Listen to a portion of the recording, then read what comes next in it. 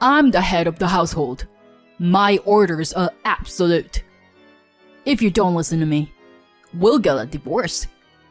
Despite the fact that he was having an affair, my husband was still trying to control me. Why should I have to do everything he says? Fine, let's get a divorce then. Then I changed all the loans to be in his name, so he will realize just how much I supported our life together. My name is Belle. I'm 36 years old, and I work as a system engineer. It's been 6 years since I married my husband, Derek. We met through work, as the company where I worked as an engineer subcontracted work from his company. When I was working at his company as a temp, he spoke up to me kindly. And naturally, we started to get to know each other outside of work. After dating for a while, he proposed, and I accepted. When I got married, I quit my job at the company. Working as an engineer for a company was extremely demanding, and I was often overworked, both physically and mentally. The pay wasn't great either. I was worried that if I kept working like that, I wouldn't have enough time to spend with my husband, and our relationship would suffer. So I made a decision to become a freelancer, which allowed me to have more time for household chores and spending time with my husband. At first, I didn't make much money as a freelancer, but I had experience as an engineer. So I eventually started getting more clients and making more money. I was surprised at how quickly my income increased, and grateful for my husband for supporting us financially when I wasn't making much. I worked hard at housework, even though cooking wasn't my forte.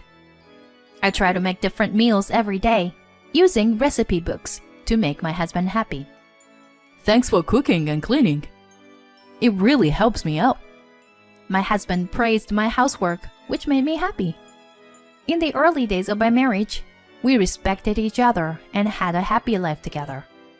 But after a few years, my husband suddenly said this. Isn't it time for us to get a new house? Huh? A new house? I was surprised when my husband said that. It's because he's not the type to save money.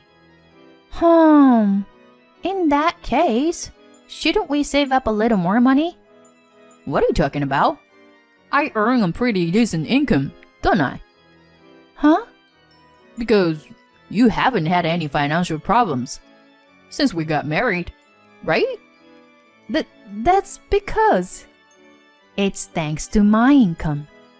But I couldn't say that to my husband. Although he gave me money for household expenses, he always spent his own allowance before the next payday. So I saved as much as I could from my income and added it to the household budget. Thanks to that, we were able to live without financial problems. I was grateful for being able to live thanks to my husband's income when we first got married. That's why I didn't even tell him that my income had increased. I thought I shouldn't hurt his self-esteem by telling him that I was making quite a bit of money working from home. Even if I think I've spent too much money, our lifestyle hasn't changed. So I think my income has probably gone up. Maybe he doesn't have a good grasp of his own income and expenses? I couldn't believe what my husband said. However, my husband seemed enthusiastic about building a new home, and I had no way of stopping him. What kind of house do you have in mind? I had to find a way to build a low-cost home while listening to my husband's desired conditions. But my husband kept adding more and more conditions. But if we want to fulfill all of these, the house will cost a considerable amount of money, won't it? It's no big deal.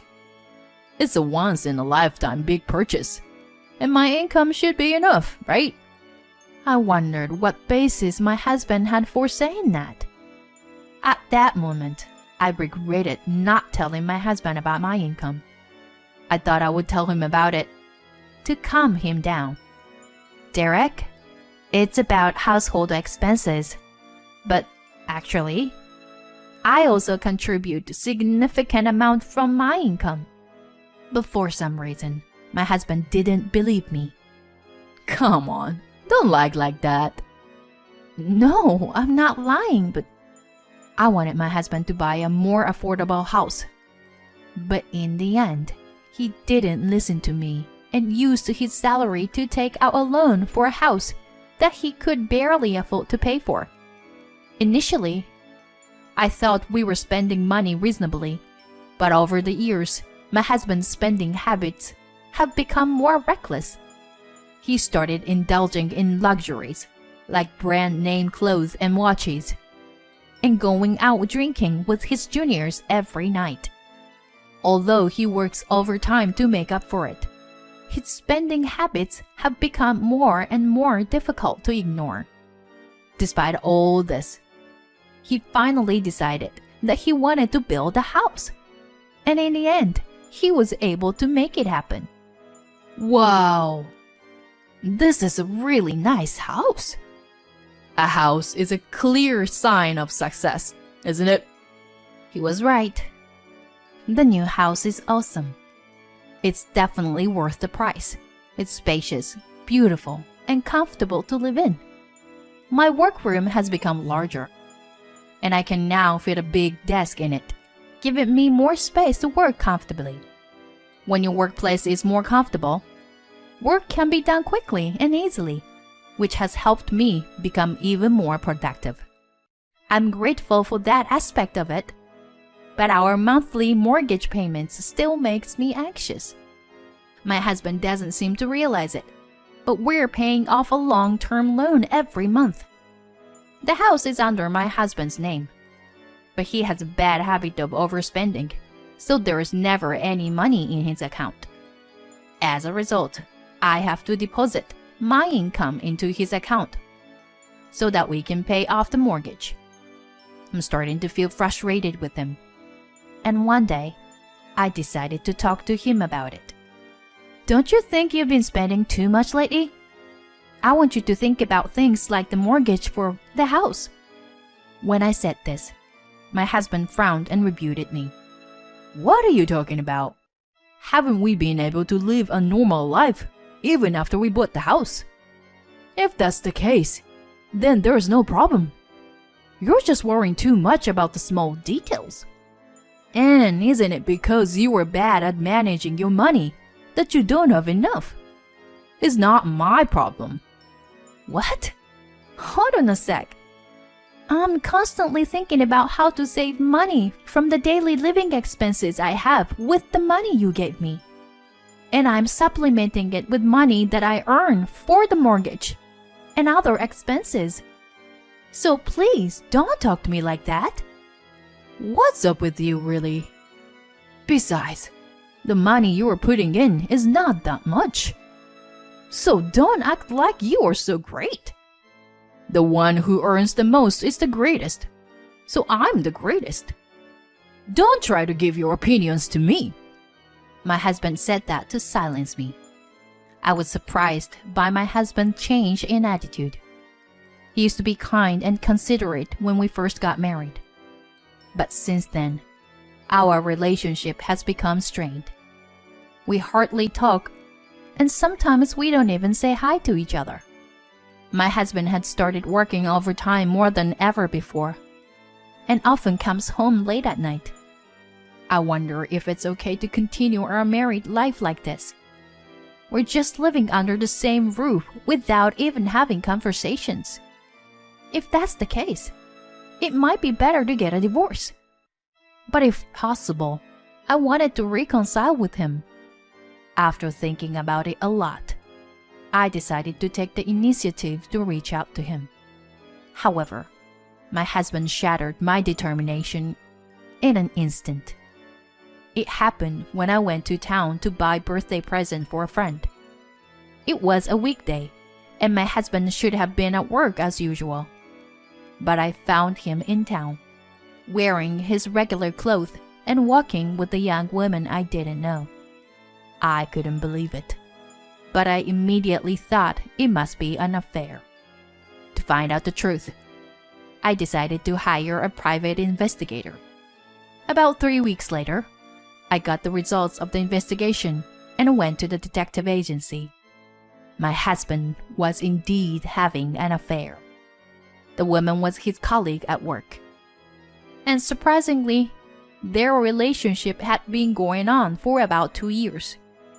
I understood the reason why my husband suddenly started spending extravagantly and coming home late due to overtime about 2 years ago was because he was having an affair. I was immediately filled with anger towards my husband. After all the verbal abuse he had thrown at me, he was the one having an affair. I felt pathetic for trying to protect his self-esteem and our marriage.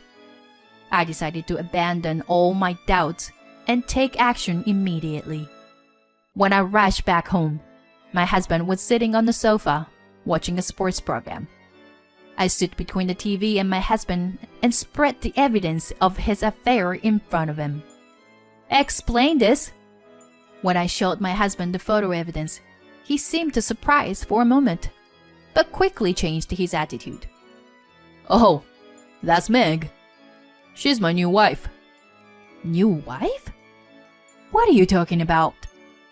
"Well, now that you know, there's no point in hiding it. Unfortunately, you are no longer needed." "What are you saying?" "Frankly, I no longer have any use for you in my life. But Meg doesn't want to do household chores, so you can stay and do the housework for her." "What? Are you crazy? I would never do something like that." When I said that, my husband's face turned red with anger. "I'm the breadwinner in this household, so my orders are absolute. If you can't listen to me, then it's divorce." Despite having an affair, my husband was still trying to control me. Why do I have to listen to him? "Fine, let's get a divorce." Huh? "First of all, you had an affair, so we can't continue our marriage like this. Let's just get a divorce already." My husband was taken aback but soon agreed with me. "Oh, all right. Don't come crying to me later." "I won't. But you have to help me with changing the names on the utility bills and the car loans we just bought." Soon, I changed all the loans into my husband's name and divorced him. He probably thought it was over, but for me, it was just the beginning. You should realize how much I supported your life. The day after the divorce was finalized, I was already relaxing in my new apartment. Then, I received a bunch of calls from my ex-husband. Since he had not yet paid me any compensation, I had not blocked his number. When I answered, he sounded flustered and said he needed to talk. I reluctantly agreed to meet him at a cafe, but he brought his mistress with him. "Well, you two look great together. What's going on?" "Why didn't you tell me? Every month, a large amount of money is being deducted for loans. And why are the food expenses, car loans, utilities, and everything else so high? What are you trying to do by pushing all of that onto me?" "Huh? I divorced you and left that house. So that's only natural. I don't have any other intentions." "Shut up. This is fraud. I'll sue you."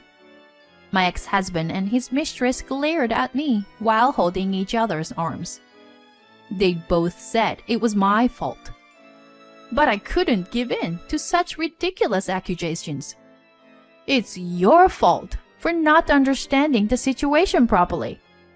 I showed you various documents, didn't I? And since the loan for the house was originally in your name, it's only natural that you should pay for it. Until now, I've been putting the necessary money into your account." How can you, with just small income, put in that much money? As an ex-husband with poor comprehension skills, I explained everything to him. I was earning money as a freelance engineer. Currently, my annual income is around $200,000. What do you say? Is that true? Upon learning that I was earning much more than him, my ex-husband was surprised. But whether you know it or not, it doesn't matter anymore. More importantly, since I haven't properly claimed compensation yet, I will do so through a lawyer. Are you trying to swindle money from us? I'm just using my rightful claim. I will also make claims against your mistress.